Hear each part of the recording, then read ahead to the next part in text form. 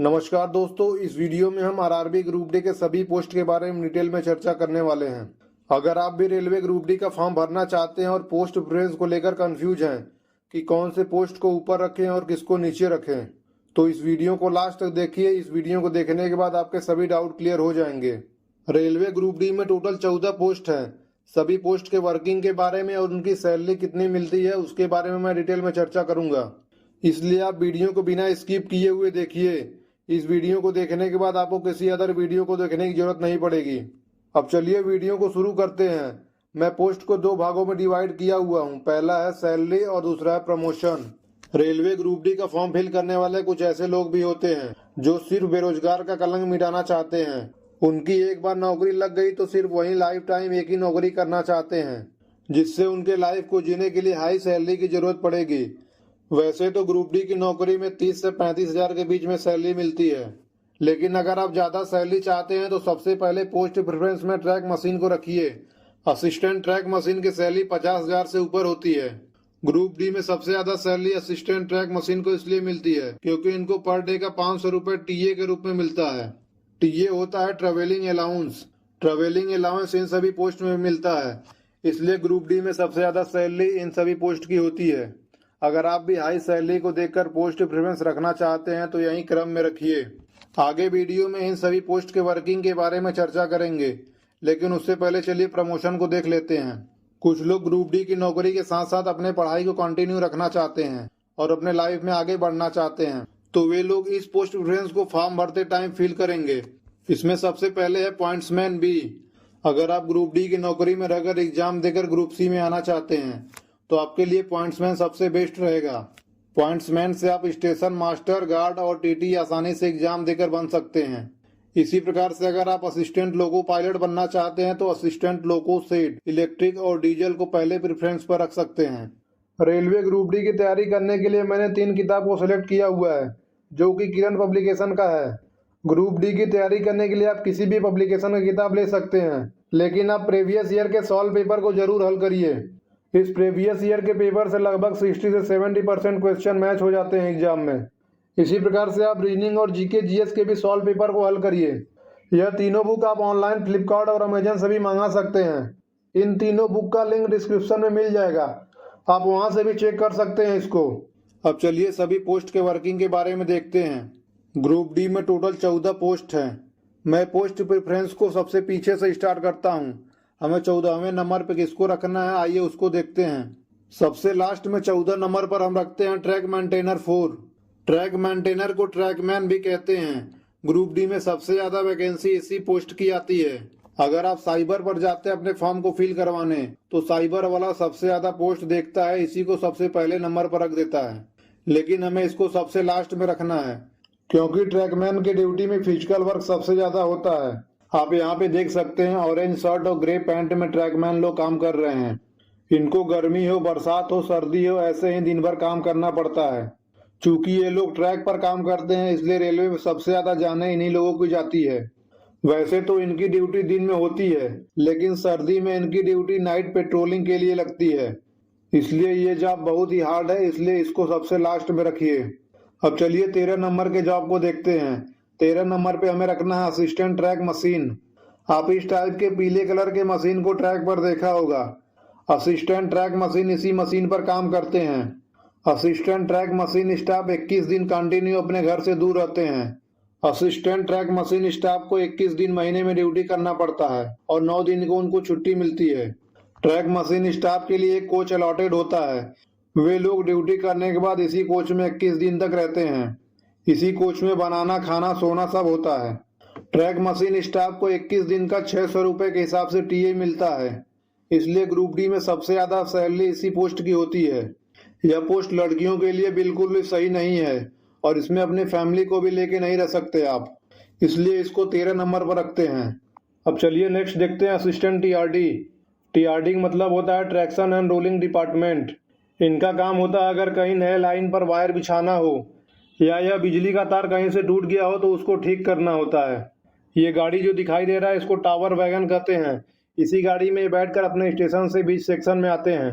Mostly इनका काम दिन में होता है, लेकिन अगर कभी इमरजेंसी में कोई तार टूट गया हो तो उसका रिपेयर करने के लिए ये रात में भी आते हैं। इनको भी अपने स्टेशन से जहाँ पे इनकी पोस्टिंग होती है उससे कहीं दूर अगर जाते हैं तो उनको टीए मिलता है, इसलिए इनकी सैलरी बाकी ग्रुप डी कर्मचारियों से थोड़ा सा ज़्यादा होती है। इसको हमने 12 नंबर पर इसलिए रखा हुआ है क्योंकि ऊंचाई पर काम करना ज़मीन पर काम करने से थोड़ा सा कठिन होता है और इनको बिजली का काम करना पड़ता है। वैसे तो बिजली काट कर काम करते हैं, लेकिन कभी कभी शॉर्ट सर्किट में ये घायल भी हो जाते हैं, इसलिए जॉब थोड़ा सा रिस्की है। अब चलिए अगले पोस्ट को देखते हैं। अगला है असिस्टेंट ब्रिज। रेलवे के ब्रिज का मेंटेनेंस करना तथा इस पे बिछी हुई लाइनों का मेंटेनेंस भी इन्हीं के द्वारा किया जाता है। इनको भी ऊंचाई पर काम करना पड़ता है, इसलिए इनका भी जॉब थोड़ा सा रिस्की रहता है। इनका भी जॉब जनरली दिन में होता है और इनको एक स्थान से दूसरे स्थान तक जाने के लिए टीए मिलता है, इसलिए इनकी भी सैलरी थोड़ी सी ज़्यादा होती है। इसमें नेक्स्ट है असिस्टेंट पी वे। जब कभी भी पटरी टूट जाती है तो उसको वेल्डिंग करने का काम पी वे का होता है। आप यहाँ पर देख सकते हैं 2 पटरियों को जोड़ने के लिए थर्मिट वेल्डिंग यहाँ पे किया जा रहा है। इस प्रकार की वेल्डिंग असिस्टेंट पी वे ही करते हैं। और कभी कभी पटरी में गड्ढे भी पड़ जाते हैं, इसलिए उस गड्ढे वाले पटरी को काटते हैं और नया पटरी वहाँ पे लगाते हैं। ये काम भी यही असिस्टेंट पी वे ही करते हैं। असिस्टेंट पी वे का काम भी जनरली दिन में ही होता है, लेकिन अगर कभी रात में रेल टूट गया तो उसको मरम्मत करने के लिए जाना पड़ता है। नेक्स्ट पोस्ट पे रखना हमें assistant TL and AC. TL and AC का मीनिंग होता है ट्रेन लाइटिंग एंड एसी। इनका काम होता है अगर कभी ट्रेन में लाइट नहीं जल रही है या एसी काम नहीं कर रहा है तो उसको रिपेयर करने के लिए ये ट्रेन में सफ़र करते हैं। ट्रेन में एक टेक्नीशियन होता है जिसका हेल्पर ग्रुप डी के कर्मचारी होते हैं। इनको ट्रेन में यात्रा करना पड़ता है, इसलिए इनका टीए बहुत ज़्यादा बनता है, इसलिए इनकी सैलरी लगभग 50,000 के आसपास हो जाती है। असिस्टेंट टीएल एंड एसी का 2 पोस्ट है। इसमें एक है असिस्टेंट टीएल एंड एसी और दूसरा है assistant TL and AC workshop. जो काम टीएल एंड एसी ट्रेन में रगड़ करते हैं वही काम टीएल एंड एसी वाले वर्कशॉप में रगड़ करते हैं। जब कभी भी कोई कोच मेंटेनेंस के लिए आता है तो उसका लाइटिंग और एसी का काम यही करते हैं। अगर आप किसी एक स्टेशन पर रहकर यह काम करना चाहते हैं तो आप वर्कशॉप वाले को पहले फिल करिए, लेकिन अगर आपको एक शहर से दूसरे शहर में घूमना है तो असिस्टेंट टीएल एंड एसी को फिल करिए। Assistant TL and AC workshop की सैलरी थोड़ी सी कम रहेगी क्योंकि वह एक ही स्थान पर ड्यूटी करेंगे, इसलिए इनको टीए नहीं मिलेगा, लेकिन वर्कशॉप वाले की ड्यूटी जनरली दिन में ही रहती है। अगला पोस्ट है असिस्टेंट एस&टी। एस&टी का मीनिंग होता है सिग्नल एंड टेलीकम्युनिकेशन। असिस्टेंट एस&टी का 2 काम होता है। पहला, अगर रेलवे में कोई नई लाइन बिछ रही है तो उस पर सिग्नलों को लगाना और पुराने जो लगे हुए सिग्नल है उनका मेंटेनेंस करना। जब कभी भी इमरजेंसी में कोई सिग्नल खराब हो जाते हैं तो उसको ठीक करने के लिए चाहे दिन हो या रात इनको जाना पड़ता है। और इनका दूसरा काम होता है 2 स्टेशनों के बीच में कई फ़ोन लगे होते हैं, अगर वह फ़ोन सही से काम नहीं कर रहे हैं तो उसका भी रिपेयर यही लोग करते हैं।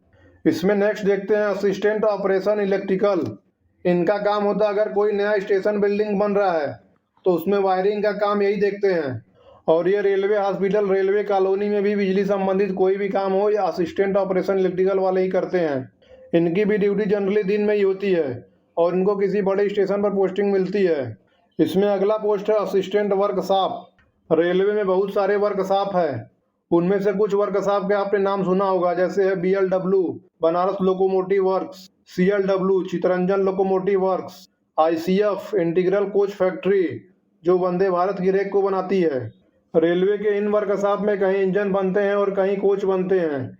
अगर इसमें आपको पोस्टिंग मिलती है तो इनका ड्यूटी केवल दिन में ही होता है और नेशनल हॉलीडे पे छुट्टी भी रहती है। वर्कशॉप वाले जितने भी पोस्ट हैं उन सभी पोस्ट को लड़कियां भी भर सकती हैं। इसमें अगला पोस्ट है असिस्टेंट लोको से डीजल। इनका काम डीजल इंजन का मेंटेनेंस करना होता है। जैसे हम अपनी गाड़ी को कुछ निश्चित किलोमीटर चलाने के बाद सर्विस करवाते हैं, उसी प्रकार से इंजन का भी सर्विस होता है। 45 या 60 दिन के बाद इंजन का मेंटेनेंस होता है। उस इंजन का maintenance assistant loco set staff करते हैं। असिस्टेंट लोको सेट में एक है डीजल और दूसरा है इलेक्ट्रिकल। इलेक्ट्रिकल वाले इलेक्ट्रिक इंजन का मेंटेनेंस करते हैं और डीजल वाले डीजल इंजन का मेंटेनेंस करते हैं। इन दोनों में इलेक्ट्रिकल को ऊपर रखिए और डीजल इंजन को बाद में रखिए, क्योंकि इलेक्ट्रिकल इंजन का मेंटेनेंस करना डीजल इंजन के मेंटेनेंस करने से थोड़ा सा बेहतर होता है। इसमें अगला है असिस्टेंट कैरिज एंड वैगन। इसको शॉर्ट में CNW भी कहते हैं। इसमें कैरिज मतलब होता है सवारी गाड़ी और वैगन मतलब होता है माल गाड़ी। असिस्टेंट CNW स्टाफ सवारी गाड़ी और माल गाड़ी के डब्बों का मेंटेनेंस करते हैं। जैसे कि उसमें कोई पार्ट टूट कर लटक तो नहीं रहा है, या उसके ब्रेक सिलेंडर काम कर रहे हैं या नहीं काम कर रहे हैं, और गाड़ी में प्रॉपर ब्रेक लगना और रिलीज होना भी चेक करते हैं। इसमें एक होता है रोलिंग परीक्षण। जब कोई गाड़ी रोलिंग करते हुए जाता है तो उसको देखते हैं कि कोई पार्ट टूट के लटक तो नहीं रहा है, उसमें भी इनकी ड्यूटी लगती है। असिस्टेंट CNW का पोस्टिंग बड़े स्टेशनों पर होता है और इनकी ड्यूटी दिन और रात दोनों में होती है। असिस्टेंट CNW पोस्ट लड़कियों के लिए बेस्ट होता है। इस पोस्ट को आप ऊपर रख सकते हैं। पोस्ट प्रेफरेंस में हमें सबसे पहले पॉइंट्समैन बी को रखना है, क्योंकि पॉइंट्समैन की 3 साल की ड्यूटी कंप्लीट होने के बाद डिपार्टमेंटल एग्जाम देकर इनको स्टेशन मास्टर गार्ड और DT बनने का मौका मिलता है। इनकी ड्यूटी होती है स्टेशन से गुजरने वाले सभी ट्रेन को ये झंडी दिखाते हैं, और कभी कभी इनको शंटिंग वर्क भी करना पड़ता है। शंटिंग वर्क होता है जैसे किसी गाड़ी से किसी इंजन को अलग करना या जोड़ना, शंटिंग वर्क कहलाता है। इनकी ड्यूटी कभी कभी गेट पर भी लगती है। अगर इनकी ड्यूटी मेन लाइन पर है तो 8 घंटे की ड्यूटी होती है। अगर किसी ब्रांच लाइन पर इनकी ड्यूटी है तो 12 घंटे की ड्यूटी होती है। आपने कभी स्टेशन पर देखा होगा कि गार्ड और लोको पायलट की पेटी स्टेशन पर होती है, उसको इंजन में चढ़ाना और उतारना भी काम पॉइंट्समैन का होता है। और अगर कोई सिग्नल खराब हो गया है तो उस सिग्नल को पार करने के लिए स्टेशन मास्टर एक पेपर देता है। उस पेपर को पहुंचाने का काम पॉइंट्समैन का ही होता है। वह लोको पायलट और गार्ड को इंजन तक जाकर पेपर को देता है। पॉइंट्समैन की ड्यूटी 3 शिफ्ट में होती है। सुबह 8 बजे से शुरू होता है और शाम के 4 बजे तक चलता है। और इसमें दूसरा होता है शाम के 4 बजे से रात के 12 बजे तक, और तीसरा शिफ्ट होता है रात के 12 बजे से सुबह 8 बजे तक। इसलिए यह ड्यूटी डे और नाइट दोनों की होती है। लेकिन इस नौकरी में काम कम होते हैं, इसलिए आप ड्यूटी के दौरान भी पढ़ाई कर सकते हैं। इस प्रकार हमने ग्रुप डी के सभी 14 पोस्ट की वर्किंग के बारे में डिस्कस कर लिया है। अगर आप ग्रुप डी का फॉर्म मोबाइल से भरना चाहते हैं तो उसका हमने पहले से वीडियो बनाया हुआ है। उस वीडियो को आप देखकर घर बैठे मोबाइल से अपने फॉर्म को फिल कर सकते हैं। अब चलिए पोस्ट प्रेफरेंस के क्रम को एक जगह देखते हैं। मैंने सभी पोस्ट को प्रेफरेंस वाइज एक ही जगह अरेंज करके रखा हुआ है। आप चाहे तो इसका स्क्रीनशॉट ले सकते हैं और अपने पोस्ट प्रेफरेंस को फिल कर सकते हैं। इसमें देखिए हमने सबसे पहले रखा हुआ असिस्टेंट लोको सेट और दूसरे नंबर पर रखा हुआ पॉइंट्समैन। अगर आप डिपार्टमेंटल एग्जाम देके असिस्टेंट लोको पायलट बनना चाहते हैं तो असिस्टेंट लोको सेट को ऊपर रखिए। अगर आप स्टेशन मास्टर गार्ड या TT बनना चाहते हैं तो पॉइंट्समैन को सबसे पहले नंबर पर रखिए। इस प्रकार आप 1 नंबर और 2 नंबर को आपस में एक्सचेंज कर सकते हैं। और एक पोस्ट है assistant SNT, assistant signal and telecom, जो 10 नंबर पे हो गया है। इसको आप चौथे या 5वें नंबर पर रख सकते हैं। इस प्रकार हमारा वीडियो यहीं पर समाप्त होता है। अगर वीडियो में दी गई जानकारी अच्छी लगी है तो जो भी दोस्त आपके ग्रुप डी का फॉर्म फिल करने वाले हैं उनको इस वीडियो को शेयर करिए और चैनल को सब्सक्राइब करें। जय हिंद, जय भारत।